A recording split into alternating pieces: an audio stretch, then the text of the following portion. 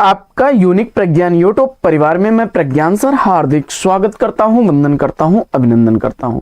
प्यारे साथियों, अगर आप टीएसटी, पीएचडी जैसी प्रोक्ता LT grade, UGC net, JRF आदि विभिन्न प्रतियोगी परीक्षाओं की तैयारी कर रहे हैं तो यह प्रैक्टिस सेट होने वाला आपके लिए काफी महत्वपूर्ण, क्योंकि प्रयोगवाद से संबंधित महत्वपूर्ण प्रश्नों का अध्ययन जो कि विगत वर्ष परीक्षाओं में पूछे गए प्रश्न है, आज के इस प्रैक्टिस सेट में हम लोग हल करने वाले हैं। तो यह प्रैक्टिस सेट हल करना प्रारंभ करें इससे पूर्व अगर वीडियो को पहली बार देख रहे हैं तो चैनल पर नए हैं तो कृपया चैनल को सब्सक्राइब, वीडियो को लाइक और शेयर करना बिल्कुल ना भूलें। आपके लाइक शेयर सब्सक्रिप्शन से हमको मिलता है पुनर्बुलना ऐसी ही पाठचर्या प्रतिदिन लाने के लिए। तो बिना समय गंवाए साथियों, प्रारंभ करेंगे आज की पाठचर्या और इस पाठचर्या में देखते हैं आज का पहला प्रश्न।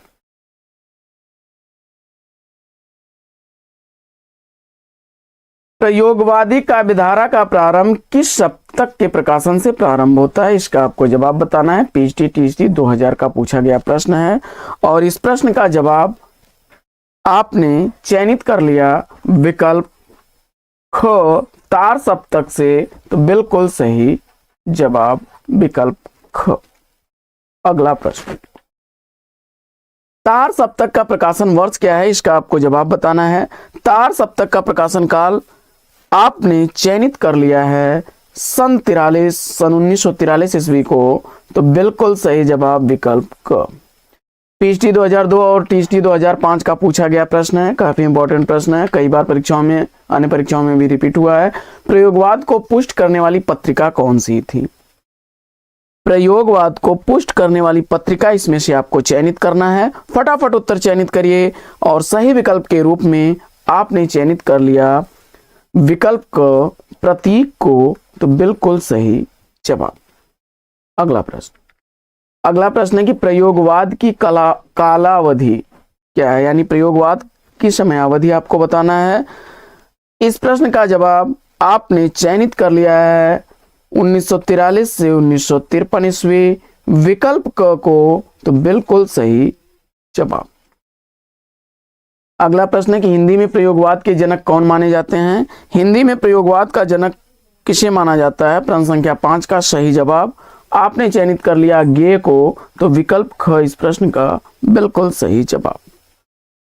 अगला प्रश्न है कि प्रयोगवाद शब्द का प्रयोग सबसे पहले किसने किया?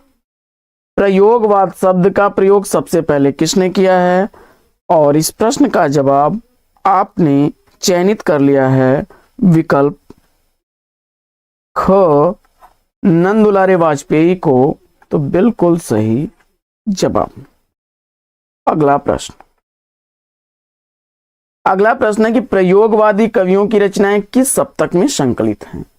प्रयोगवादी कवियों की रचनाएं किस सप्तक में संकलित हैं, इसका आपको जवाब बताना है। और इस प्रश्न का जवाब अगर आपने चयनित कर लिया है विकल्प ख, दूसरे सप्तक में, तो बिल्कुल सही जवाब। अगला प्रश्न है घोर अहमनिष्ठवाद व्यक्तिवाद किस काव्यधारा की प्रवृत्ति रही है? और इस प्रश्न का जवाब आपने प्रयोगवाद चुना विकल्प क को, तो बिल्कुल सही जवाब। अगला प्रश्न है कि प्रयोगवाद को बैठे ठाले का धंधा किसने कहा है? प्रयोगवाद को बैठे ठाले का धंधा किसने कहा है? जवाब में आपने नंदुलारे वाजपेयी को चुना, तो विकल्प क इस प्रश्न का बिल्कुल सही जवाब। अगला प्रश्न है कि कौन सी विशेषता प्रयोगवाद की नहीं है, इसका आपको जवाब बताना है। प्रश्न संख्या 10 में बताना है कि कौन सी विशेषता प्रयोगवाद की नहीं है। तो देख लेते हैं प्रयोगवाद की विशेषताओं में, ध्यान दीजिएगा प्रयोगवाद की कौन सी विशेषता नहीं रही है आपसे पूछा गया है और इस प्रश्न का जवाब आपने लाक्षणिक भाषा का प्रयोग विकल्प ग को चुना, तो बिल्कुल सही जवाब। नए उपमान एवं प्रतीकों का प्रयोग, घोर वैयक्तिकता और वेदना एवं कुंठा का चित्रण प्रयोगवाद में देखने को मिलता है। अगला प्रश्न है कि प्रयोगवाद के प्रवर्तक के अनुसार प्रयोगवादी कवि का मुख्य लक्ष्य क्या था? और इस प्रश्न का जवाब अज्ञेय जी ने क्या कहा है? राहों का अन्वेषी उन्हें कहा है, नई राहों का अन्वेषी। विकल्प ग इस प्रश्न का बिल्कुल सही जवाब। अगला प्रश्न, तार सप्तक के नाम से प्रयोगवादी कविता के संग्रहों की संख्या कितनी है? प्रश्न संख्या 12 में सही जवाब चयनित करिए। तार सप्तक के नाम से प्रयोगवादी कविताओं के संग्रहों की संख्या कितनी है? और इस प्रश्न का जवाब आपने चयनित कर लिया 4, विकल्प घ को, तो बिल्कुल सही जवाब। अगला प्रश्न है कि नकेनवाद किस काव्यधारा के लिए प्रयुक्त हुआ है? इसका आपको जवाब बताना है। प्रश्न संख्या 13 का राइट आंसर क्या होगा? नकेनवाद किस काव्यधारा के लिए प्रयुक्त हुआ है? और इस प्रश्न का जवाब आपने चयनित कर लिया विकल्प ग, प्रयोगवादी काव्यधारा, तो बिल्कुल सही जवाब। अगला प्रश्न,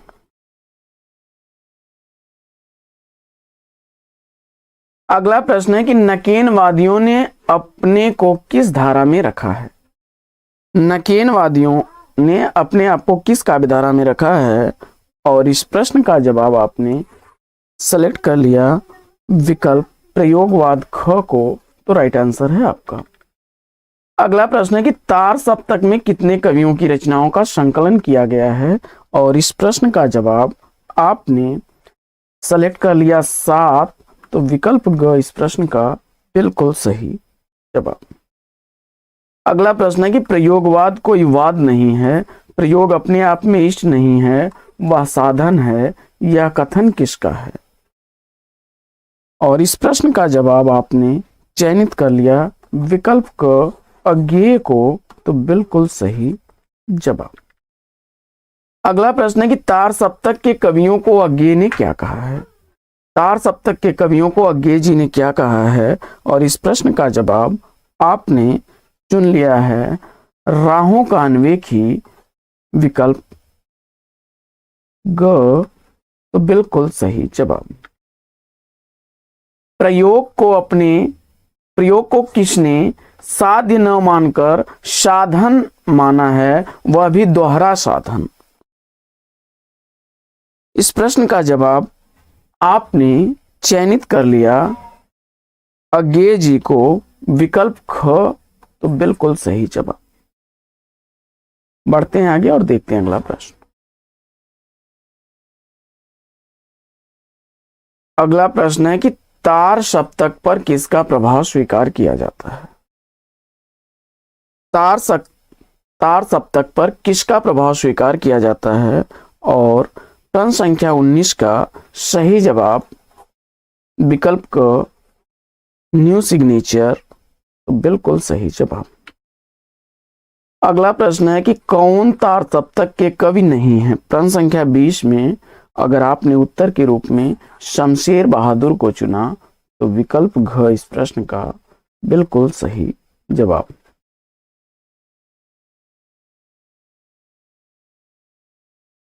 आगे, रामविलास शर्मा किस सप्तक के कवि हैं? रामविलास शर्मा किस सप्तक के कवि हैं? इसका आपको जवाब बताना है।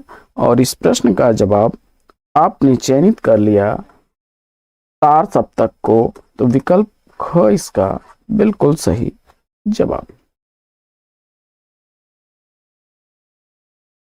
तार सप्तक में कौन सा कवि सम्मिलित नहीं है? और इस प्रश्न का जवाब आपने रघुवीर सहाय को चुना, तो विकल्प घ इस प्रश्न का बिल्कुल सही जवाब। अगला प्रश्न है कि भारत भूषण अग्रवाल किस सप्तक के कवि हैं? भारत भूषण अग्रवाल किस सप्तक के कवि हैं? इसका आपको जवाब बताना है। प्रश्न संख्या 23 का सही उत्तर अगर आपने सेलेक्ट कर लिया है तार सप्तक, विकल्प ख को, बिल्कुल सही जवाब। अगला प्रश्न है कि तार सप्तक में संकलित कवियों को राहों का अन्वेषी किसने कहा है? इस प्रश्न का जवाब आपने विकल्प क, अज्ञेय को चुना, तो बिल्कुल सही जवाब। अगला प्रश्न है कि कौन कवि तार सप्तक में शामिल नहीं है? 4 सप्तक में कौन कवि शामिल नहीं है, इसका आपको उत्तर बताना है। और प्रश्न संख्या 25 का सही जवाब आपने सेलेक्ट कर लिया रामधारी सिंह दिनकर को, तो विकल्प घ इस प्रश्न का बिल्कुल सही उत्तर। अगला प्रश्न है कि दूसरे सप्तक के कवि कौन हैं। दूसरे सप्तक के कवि कौन है, इसका आपको जवाब बताना है। प्रश्न संख्या 26 का सही जवाब आपको बताना है। तो शमशेर बहादुर सिंह, शकुंतला माथुर, भवानी प्रसाद मिश्र, विकल्प घ को सेलेक्ट किया आपने, तो बिल्कुल सही जवाब उपयुक्त सभी। अगला प्रश्न है कि दूसरे सप्तक के कवि कौन नहीं है इसमें, और इस प्रश्न का जवाब नरेश मेहता, हरिनारायण व्यास, धर्मवीर भारती हैं। विकल्प क इसका सही जवाब हो जाएगा। अगला प्रश्न है कि भवानी प्रसाद मिश्र की कविताओं का संकलन किस सप्तक में प्रकाशित हुआ। जवाब में आपने दूसरा सप्तक चुना, तो विकल्प ख इस प्रश्न का बिल्कुल सही जवाब। अगला प्रश्न है कि दूसरे सप्तक का प्रकाशन वर्ष क्या है, और जवाब में आपने 1951 ईस्वी चुना, विकल्प क, तो बिल्कुल सही जवाब।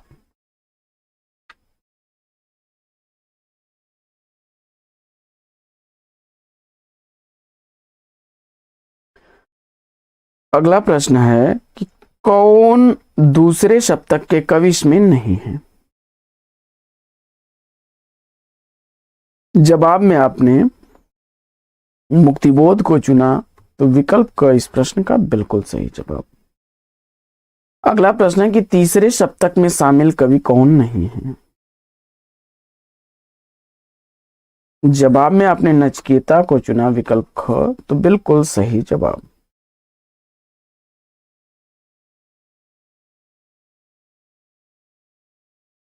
तीसरा सप्तक का कवि इसमें से कौन है। तीसरे सप्तक के कवि के रूप में कुंवर नारायण, विजय देव नारायण शाही, सर्वेश्वर दयाल सक्सेना सभी हैं, तो विकल्प घ इस प्रश्न का राइट आंसर। अगला प्रश्न है कि चौथे सप्तक का प्रकाशन कब हुआ। चौथे सप्तक का प्रकाशन आपको बताना है। प्रश्न संख्या 33 का सही जवाब आपने क्या चुना, विकल्प घ 1979 ईस्वी, तो बिल्कुल सही जवाब। अगला प्रश्न है कि चौथा सप्तक में संकलित कवि कौन कवि हैं। प्रश्न संख्या 34 में उपर्युक्त सभी चुन करके आपने इस प्रश्न का सही जवाब दिया है। अगला प्रश्न, व्यवस्था, प्रियता और विद्रोह का विलक्षण संयोग किस प्रयोगवादी कवि में सबसे अधिक मिलता है। इस प्रश्न का जवाब आपने अज्ञेय को चुना, तो विकल्प घ इसका बिल्कुल सही जवाब। अगला प्रश्न है कि तीसरा सप्तक का प्रकाशन काल आपको बताना है। तीसरे सप्तक का प्रकाशन काल आपने 1959 ईस्वी चुना, तो विकल्प ख इस प्रश्न का बिल्कुल सही जवाब। अगला प्रश्न है कि कीर्ति चौधरी किस सप्तक में शामिल है। जवाब में आपने तीसरा सप्तक चुना, तो बिल्कुल सही जवाब। अगला प्रश्न है कि चौथे सप्तक में संकलित कवित्री कौन है, तो सुमन राजे को चुन करके इस प्रश्न का बिल्कुल सही जवाब दिया आपने। अगला प्रश्न है कि केदारनाथ सिंह किस सप्तक के कवि हैं, और केदारनाथ सिंह को आपने सेलेक्ट कर लिया है तीसरे सप्तक का कवि, तो बिल्कुल सही जवाब, विकल्प ग।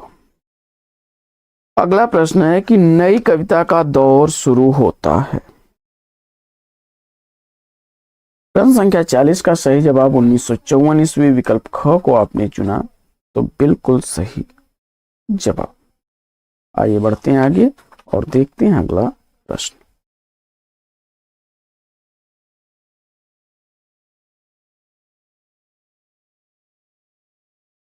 अगला प्रश्न है कि नए पत्ते कृति का प्रकाशन वर्ष बताना है आपको। नए पत्ते कृति का प्रकाशन वर्ष क्या है, और इस प्रश्न का जवाब आपने 1953 ईस्वी, विकल्प ख को चुना, तो बिल्कुल सही जवाब। अगला प्रश्न है कि किस काव्यधारा का विकास कालांतर में नई कविता के रूप में हुआ। इस प्रश्न का जवाब प्रयोगवाद चुन करके आपने सही जवाब दिया है। अगला प्रश्न है कि नई कविता की विशेषता कौन सी नहीं है। प्रश्न संख्या 43 में राइट आंसर कल्पना की प्रचुरता को आपने चुना, तो बिल्कुल सही जवाब विकल्प। बाकी भाषा का नया प्रयोग, बिंब, प्रत्येक, फतांसी, क्षणवाद का महत्व और परंपरा की नई व्याख्या, ये सब इसकी विशेषताएं हैं नई कविता की। आगे, नई कविता आंदोलन को प्रतिष्ठित करने का श्रेय किस पत्रिका को जाता है। इस प्रश्न का जवाब आपने विकल्प ख नई कविता को चुना, तो बिल्कुल सही जवाब। अगला प्रश्न, नई कविता पत्रिका के संपादक कौन थे। प्रश्न संख्या 45 का सही जवाब रामस्वरूप चतुर्वेदी और जगदीश गुप्त, विकल्प घ को आपने चुना, तो सही जवाब। अगला प्रश्न है कि नई कविता और प्रयोगवाद की वैचारिक पृष्ठभूमि में है, क्या है। अस्तित्ववादी जीवन दर्शन, विकल्प क इस प्रश्न का बिल्कुल सही जवाब। अगला प्रश्न है कि नई कविता शब्द का सर्वप्रथम प्रयोग किसने किया, और इस प्रश्न का जवाब आपने चयनित कर लिया है गे को, तो बिल्कुल सही जवाब। अगला प्रश्न है कि नई कविता की रचना कौन सी नहीं है।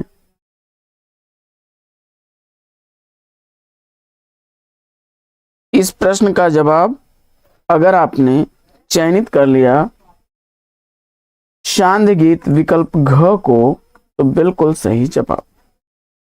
अगला प्रश्न है कि नई कविता श्रोता के दृष्टिकोण से लेख किसका है, और इस प्रश्न का जवाब आपने सेलेक्ट कर लिया ब्रजेश्वर वर्मा को, तो बिल्कुल सही जवाब। अगला प्रश्न है कि नई कविता सूक्ष्म के प्रति अति सूक्ष्म का विद्रोह है। नई कविता सूक्ष्म के प्रति अति सूक्ष्म का विद्रोह है।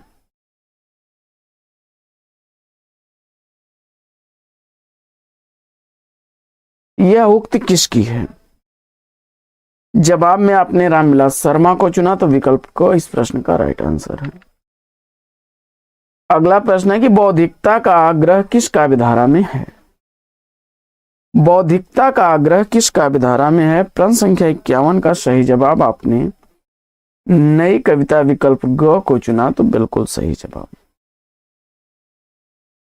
अगला प्रश्न है कि कौन नई कविता का हस्ताक्षर है।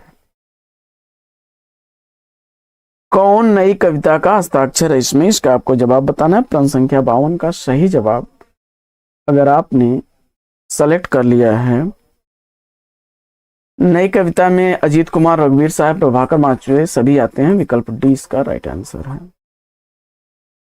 आगे, कौन नई कविता का कवि नहीं है। कौन नई कविता के कवि इसमें नहीं है।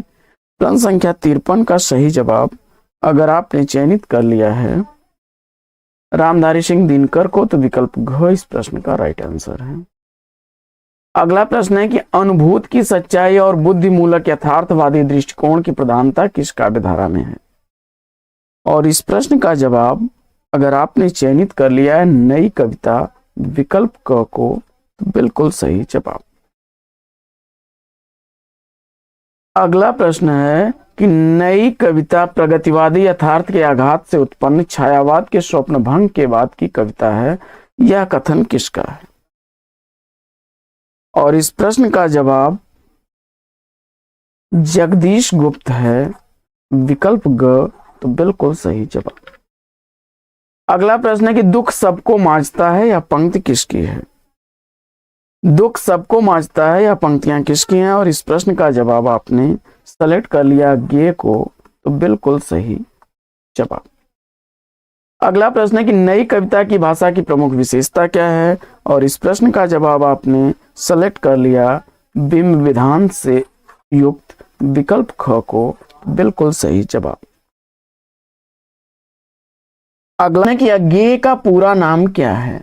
अज्ञेय जी का पूरा नाम आपको बताना है। प्रश्न संख्या 58 में राइट आंसर अगर आपने चुना है विकल्प क सच्चिदानंद हीरानंद वात्सायन अज्ञेय, तो बिल्कुल सही जवाब।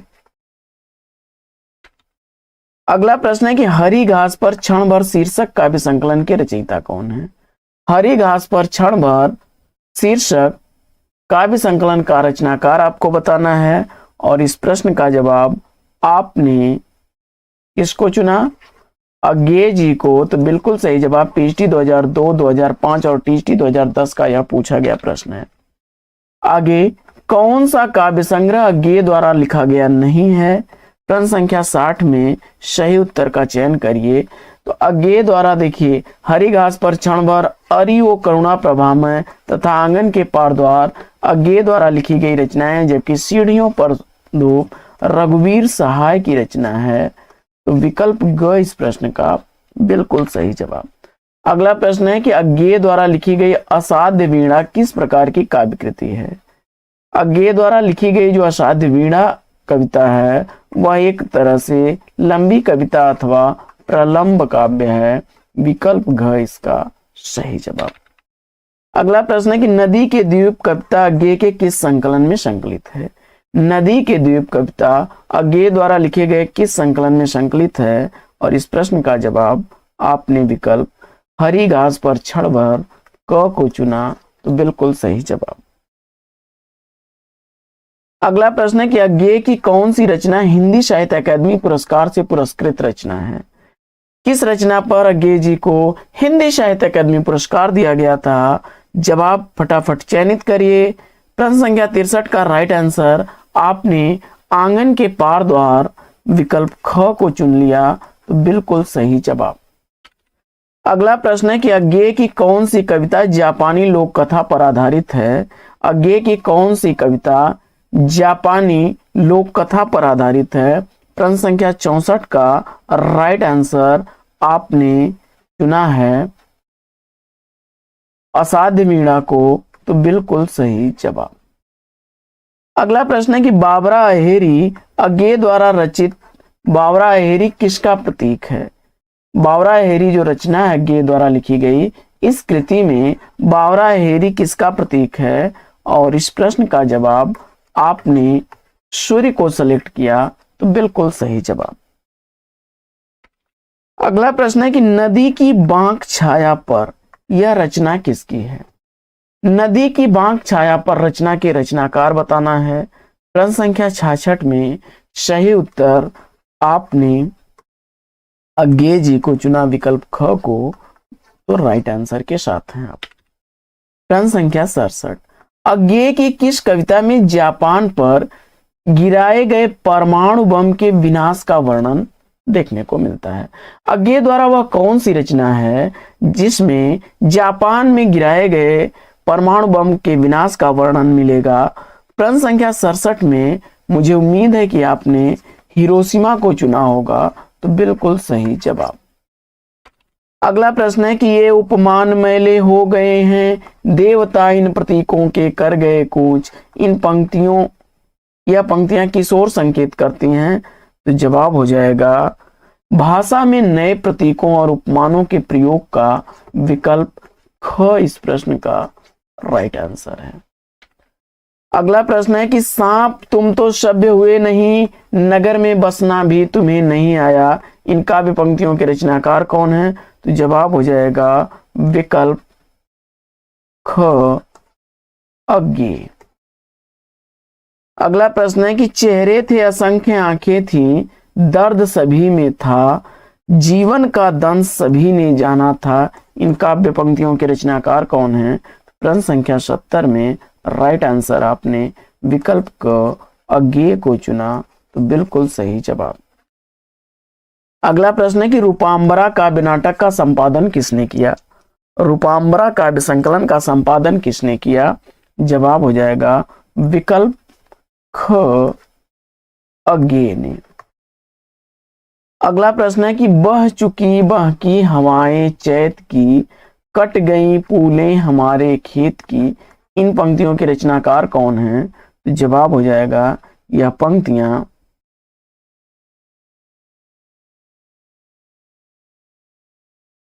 अज्ञे द्वारा लिखी गई पंक्तियां हैं। विकल्प घ इस प्रश्न का राइट आंसर है। अगला प्रश्न है कि चांद का मुंह टेढ़ा है कि रचयिता कौन है? चांद का मुंह टेढ़ा है यह कृति टीएचडी 2010 का पूछा गया प्रश्न है। गजानन माधव मुक्तिबोध आपने चुना, तो बिल्कुल सही जवाब। अगला प्रश्न है कि रहस्य पुरुष का बिंब मुक्तिबोध की किस कविता में है? तो रहस्य पुरुष का बिंब मुक्तिबोध द्वारा लिखी गई रचना अंधेरे में, विकल्प ख इसका राइट आंसर है। अगला प्रश्न है कि किसकी कविताएं स्वाधीन भारत का इस्पाती दस्तावेज है? किस रचनाकार की कविताएं स्वाधीन भारत के इस्पाती दस्तावेज हैं? जवाब में आपने गजानन माधव मुक्तिबोध को चुना, तो बिल्कुल सही जवाब विकल्प ग। अगला प्रश्न है कि मुक्तिबोध द्वारा रचित कविता इसमें से कौन सी नहीं है? तो अंधेरे में, ब्रह्म राक्षस, भूल गलती, ये रचनाएं मुक्तिबोध द्वारा लिखी गई हैं। इत्यलम आपने विकल्प ख ग को चुना, तो बिल्कुल सही जवाब। अगला प्रश्न है कि अंधेरे में कविता अस्मिता की खोज है, यह बात किसने कही है? तो अंधेरे में कविता अस्मिता की खोज है, यह प्रसिद्ध आलोचक डॉक्टर नामवर सिंह ने कहा है, विकल्प ख इसका राइट आंसर है। हिंदी में फैंटेसी का प्रयोक्ता कवि कौन माना जाता है? और आपने जवाब में गजानन माधव मुक्तिबोध को चुना, तो बिल्कुल सही जवाब। अगला प्रश्न है कि मुक्तिबोध द्वारा लिखा गया अंधेरे में कविता का प्रकाशन पहले किस नाम से हुआ था? और इस प्रश्न का जवाब अगर आपने चयनित कर लिया है आशंका के दीप अंधेरे में, विकल्प घ को, बिल्कुल सही जवाब। अगला प्रश्न है कि मुक्तिबोध की समस्त रचनाएं किस संकलन में हैं? गजानन माधव मुक्तिबोध की सभी रचनाएं मुक्तिबोध रचनावली कृति में हैं, विकल्प ग, बिल्कुल सही जवाब। अगला प्रश्न है कि मुक्तिबोध की कविता मुझे कदम कदम पर चौराहे किस संकलन में है? तो इस प्रश्न का जवाब आपने चयनित किया चांद का मुंह टेढ़ा, विकल्प क को, तो बिल्कुल सही जवाब। अगला प्रश्न है कि वह उस महत्ता का हम सरीखों के लिए उपयोग उस आंतरिकता का बताता है, मैं महत्व। यह पंक्तियां मुक्तिबोध की किस कविता से अवतरित पंक्तियां हैं? और जवाब में आपने ब्रह्म राक्षस, विकल्प घ ख का चयन किया, बिल्कुल सही जवाब। जैसी प्रवक्ता 2009 का पूछा गया प्रश्न है। अगला प्रश्न है कि ज्यामितिक संगीत गणित की दृष्टि से कृत भव्य नैतिक भान कब रहा आसान? यह पंक्तियां मुक्तिबोध की किस कविता से ली गई पंक्तियां हैं? जवाब में आपने ब्रह्म राक्षस कविता, विकल्प क को चुना, बिल्कुल सही जवाब। अगला प्रश्न है कि हर एक छाती में आत्मा अधीरा है, प्रत्येक सुस्मित में विमल सदा नीरा है, यह पंक्तियां किस कवि की हैं? जवाब हो जाएगा विकल्प ख, गजानन माधव मुक्तिबोध की हैं।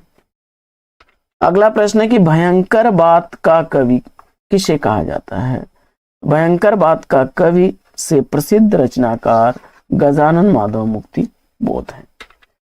इंद्रिय बोध का कवि किसे कहा गया है? तो इंद्रिय बोध का कवि के रूप में प्रसिद्ध रचनाकार गिरजा कुमार माथुर है। गिरजा कुमार माथुर का पहला काव्य संकलन कौन सा है? तो जवाब हो जाएगा मंजीर। अगला प्रश्न है कि गिरजा कुमार माथुर की रचना कौन सी इसमें से नहीं है? चांद का मुंह टेढ़ा गजानन माधव मुक्तिबोध की रचना, नासा और निर्माण, धूप के दान तथा पृथ्वी कल्प गिरजा कुमार की रचनाएं हैं। हिंदी और मराठी का हाइब्रिड किसे कहा जाता है? हिंदी और मराठी के हाइब्रिड के रूप में जाने जाते हैं गजानन माधव मुक्तिबोध, विकल्प क, बिल्कुल सही जवाब। अगला प्रश्न है कि भवानी प्रसाद मिश्र की सर्वाधिक चर्चित रचना इसमें से कौन सी है? तो इस प्रश्न का जवाब हो जाएगा गीत फरोश, विकल्प क, बिल्कुल सही जवाब। अगला प्रश्न है कि भवानी प्रसाद मिश्र का प्रथम काव्य संग्रह कौन सा है? भवानी प्रसाद मिश्र द्वारा लिखा गया पहला काव्य संग्रह गीत फरोश है, विकल्प ख इस प्रश्न का बिल्कुल सही जवाब। अगला प्रश्न है कि बुनी हुई रस्सी कविता किसकी है? बुनी हुई रस्सी कविता के रचनाकार भवानी प्रसाद मिश्र हैं, विकल्प घ, बिल्कुल सही जवाब। अगला प्रश्न है कि अतिवादों को छूने वाला कवि किसे कहा गया है? अतिवादों का छूने वाला कवि कहा गया है गिरिजा कुमार माथुर को। विकल्प ग इस प्रश्न का बिल्कुल सही जवाब। अगला प्रश्न है कि नई कविता का कौन सा कवि फिल्मी गीतकार के रूप में प्रसिद्ध रहा है? जवाब हो जाएगा भवानी प्रसाद मिश्र। विकल्प ख इसका राइट आंसर है। अगला प्रश्न है कि काल तुझसे होड़ मेरी बात बोलेगी हम नहीं काव्य संकलन के रचयिता कौन है? तो जवाब हो जाएगा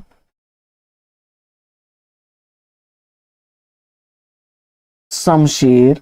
विकल्प घ इस प्रश्न का राइट आंसर है। अगला प्रश्न है कि अमन राग के लेखक कौन है? अमन राग किसके द्वारा लिखी गई रचना है? जवाब में आपने चयनित कर लिया शमशेर बहादुर सिंह को। बिल्कुल सही जवाब। मुड्स के कवि कहलाते हैं तो शमशेर बहादुर सिंह को मुड्स का कवि कहा जाता है। विकल्प ख राइट आंसर है। अगला प्रश्न है कि शमशेर की रचना इसमें से कौन सी नहीं है? इसका आपको जवाब बताना है और जवाब में आपने प्रार्थना पुरुष विकल्प घ को चुना। बिल्कुल सही जवाब। अगला प्रश्न है कि धर्मवीर भारती की रचना इसमें से कौन सी है? तो धर्मवीर भारती द्वारा लिखी गई रचना ठंडा लोहा, मेरी गैरिक वसना और सपना भी यानी विकल्प घ इसका राइट आंसर है। अगला प्रश्न है कि ठंडा लोहा के रचनाकार कौन है? तो अभी हम लोग चर्चा कर रहे थे ठंडा लोहा पर। ठंडा लोहा कृति का रचनाकार आपने सेलेक्ट कर लिया धर्मवीर भारती को। बिल्कुल सही जवाब। अगला प्रश्न है कि कोशवत सिमटी रहे यह चाहती नारी, खोल देने लूटने का पुरुष अधिकारी कविता की पंक्ति किस कवि की है?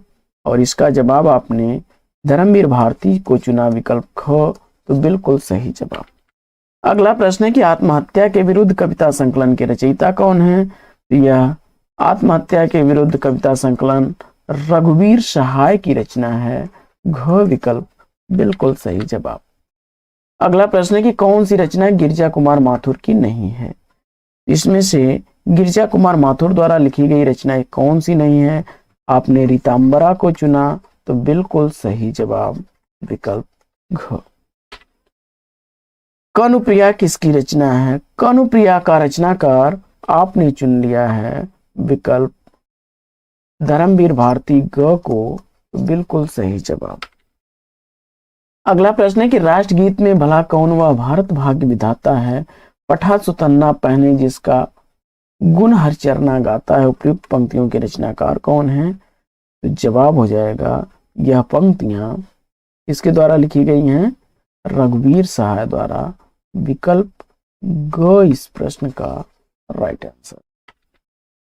अगला प्रश्न है कि पढ़िए गीता बनिए सीता फिर इन सब में लगा पलीता, इन पंक्तियों के रचनाकार कौन है? जवाब हो जाएगा यह पंक्तियां रघुवीर सहाय की हैं। विकल्प क बिल्कुल सही जवाब। आगे कवियों का कवि किसे कहा जाता है? तो कवियों के कवि के रूप में प्रसिद्ध हैं शमशेर बहादुर सिंह। शमशेर मुड्स के कवि हैं, किसी विजन की नहीं। यह कथन किसका है? जवाब हो जाएगा मलयज का। अगला प्रश्न है कि प्रमथ्युगाथा शीर्षक लंबी कविता के रचनाकार कौन है? यह धर्मवीर भारती की रचना है। विकल्प क इस प्रश्न का राइट आंसर है। अगला प्रश्न है कि नंद दुलारे वाजपेयी ने छायावाद के बाद नए काव्य आंदोलन की शुरुआत किससे मानी है? और इस प्रश्न का जवाब आपने अगर चयनित कर लिया है रामेश्वर शुक्लांचल को तो बिल्कुल सही जवाब। अगला प्रश्न है कि संसद से सड़क तक काव्य कृति के रचनाकार कौन है? और जवाब में आपने सुदामा पांडे धूमिल को चुना। बिल्कुल सही जवाब। सुदामा पांडे का प्रजातंत्र के रचयिता कौन है? इस प्रश्न का जवाब सुदामा पांडे धूमिल। विकल्प क को चुना। बिल्कुल सही जवाब। अगला प्रश्न मोचीराम तथा पटकथा के लेखक, तो इसका भी जवाब आपने धूमिल को चुना तो विकल्प ख बिल्कुल सही जवाब। अगला प्रश्न है कि कल सुनना मुझे तथा रोटी और संसद कविताएं किसकी हैं? कल सुनना मुझे और रोटी तथा संसद इन कविताओं के लेखक कौन हैं? जवाब में आपने चयनित कर लिया है विकल्प क सुदामा पांडे धूमिल को बिल्कुल सही जवाब। अगला प्रश्न है कि कवि धूमिल का पूरा नाम क्या है? कवि धूमिल का पूरा नाम क्या है? जवाब में आपने चयनित कर लिया है सुदामा पांडे को तो बिल्कुल सही जवाब। अगला प्रश्न है कि कविता श्री का कुलम के रचयिता कौन है? जवाब हो जाएगा सुदामा पांडे धूमिल। धूमिल को उनकी किस रचना पर साहित्य अकादमी पुरस्कार 1979 ईस्वी का दिया गया? तो इस प्रश्न का जवाब अगर आपने चयनित किया है कल सुनना मुझे तो बिल्कुल सही जवाब। अगला प्रश्न, मुझे अपनी कविताओं के लिए दूसरे प्रजातंत्र की तलाश है, इन पंक्तियां किसकी हैं? तो जवाब हो जाएगा विकल्प घ सुदामा पांडे धूमिल की। अगला प्रश्न,